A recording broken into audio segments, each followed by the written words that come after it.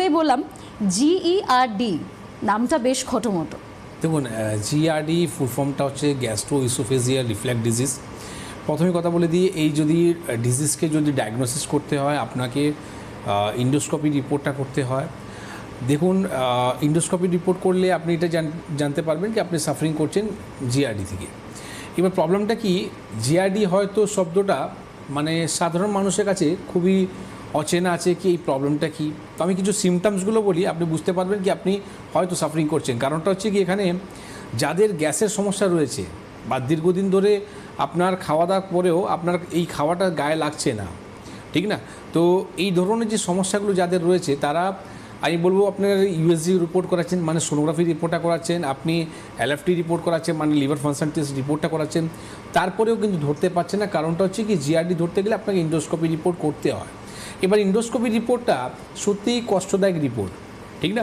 তো আমি বলবো কি কথাতে ইন্ডোস্কোপি রিপোর্ট করতে নিই। কারণটা হচ্ছে কি আজকে আমি বর্ধমান চেম্বারে ছিলাম, সেখানে আমার কাছে একটা রোগী এসেছিল, উনি ভেলোরে গিয়ে এই ট্রিটমেন্টটা মানে করেছিলেন, যেখানে আপনি ইন্ডোস্কোপি রিপোর্টটা হয়েছিল, সেখানে অজ্ঞান না করে রিপোর্টটা হলো, যেখানে ওনার গলার মধ্যে একটা এরকম ইনফেকশন হয়েছে যেখানে একটু রক্ত পড়তে চালু হয়ে গেছে। তো আমরা কথাতে রিপোর্ট করতে হবে না, আসল ডাক্তার সেটাই আছে যে আপনাকে রিপোর্ট না করেও আপনার ডায়াগনোসিসটা করে দেয়। তো দেখুন, GERDর মধ্যে আপনার সিমটমসগুলো কীরকম থাকে।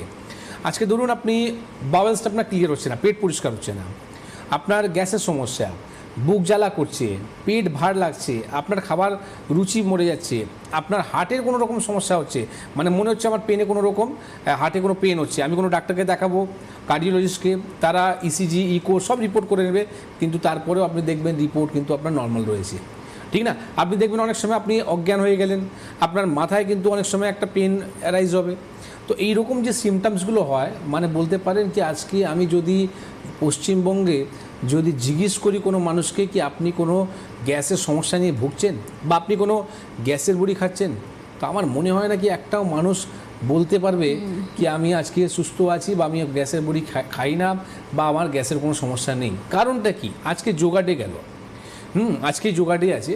এই যোগা ডেতে আপনার প্রথম জিনিস কি শেখানো হয়, প্রথম জিনিস এই জিনিসটাই শেখানো হয়, আপনার সূর্য যখনই আপনার সূর্য উদয়টা হচ্ছে তখনই আপনার খাওয়াটা উচিত, আর সূর্য যখন অস্ত হচ্ছে মানে সূর্য যখন আপনার ফল হচ্ছে তখন আপনার খাওয়াটা বন্ধ করে দেওয়া উচিত।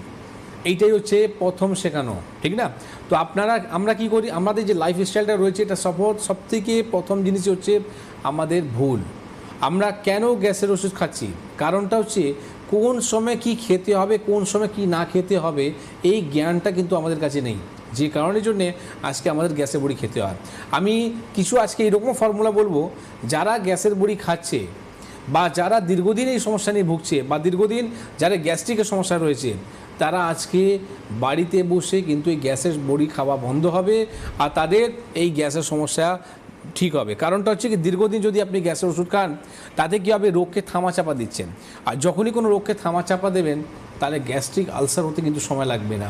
আর গ্যাস্ট্রিক আলসার হচ্ছে প্রথম কারণ, যেটা হচ্ছে আপনার গ্যাস্ট্রিক ক্যান্সারে, ঠিক না। তো আমি আপনাকে বলবো এই সামান্য একটা গ্যাসের সমস্যা, যেখানে আমি আপনাকে ক্যান্সারের মতন শব্দটাও আপনার উপয়োগ করেছি। কারণটা হচ্ছে কি এই ডিজিজটা এইরকমই একটা ডিজিজ আছে যেখানে আপনি মানুষকে আস্তে আস্তে করতে মৃত্যু দিকে নিয়ে যায়। আপনি ঠিক বলছেন, প্রতিদিন আপনার হয়তো শরীর পরিষ্কার রয়েছে, হয়তো আপনি পরিষ্কার পরিচ্ছন্ন থাকেন, হয়তো আপনি দেখতে সুন্দর আছেন, কিন্তু ভিতর থেকে আপনি প্রতিদিন মরে যাচ্ছেন। কারণটা হচ্ছে আমরা যে খাওয়া দাওয়া করি সেটা ভুল কারণে।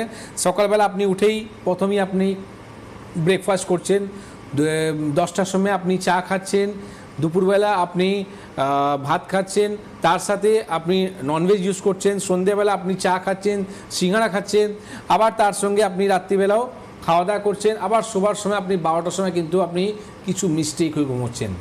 এটা আপনি কিন্তু নিজের শরীরকে, আমি বলবো আপনি আস্তে আস্তে নিজের শরীরকে মেরে ফেলছেন। তো এই সমস্যা থেকে বার হতে গেলে প্রথম আপনার দিনচর্যা মানে আপনাকে প্রথম বলবো কি আপনাকে কী করণীয় উচিত। ফ্রিজের জল, আজকে ঠান্ডা জল আমরা কী করি, খাওয়ার পরে আমরা ঠান্ডা জলটা খেয়ে নিই। এই খাওয়ার পরে যখন ঠান্ডা জলটা আমরা খাই তাতে কী হয়, আমাদের ডাইজেশন পাওয়ার উইক হয়, আমাদের খাবারগুলো ঠিকমতো হজম হয় না। এই খাবারগুলোই কিন্তু পেটের মধ্যে আপনার আস্তে আস্তে করে পুষতে থাকে, আর এই এই খারাপ জিনিসগুলোই পেটের মধ্যে থাকতে থাকতে আঁতগুলোকে নষ্ট করে, যেটা আমরা বলি ইন্টেস্টাইন। এই 15 ফুটে যে ইন্টেস্টাইনটা রয়েছে, আমাদের আঁত রয়েছে, এর মধ্যে যদি ময়লাগুলো পড়ে থাকে আগামী দিন কিন্তু এটাই আপনার জন্য একটা বিষের কাজ করবে। তো আমি আপনাকে বলবো আজকে কী করণীয় উচিত আর কী করণীয় উচিত নেই, কোন সময় কী খেতে হবে, এটা নিয়ে আজকে আমরা আলোচনা করব। একদম সেটা নিয়ে আমরা আলোচনা করবো। তবে আরও একটা প্রশ্ন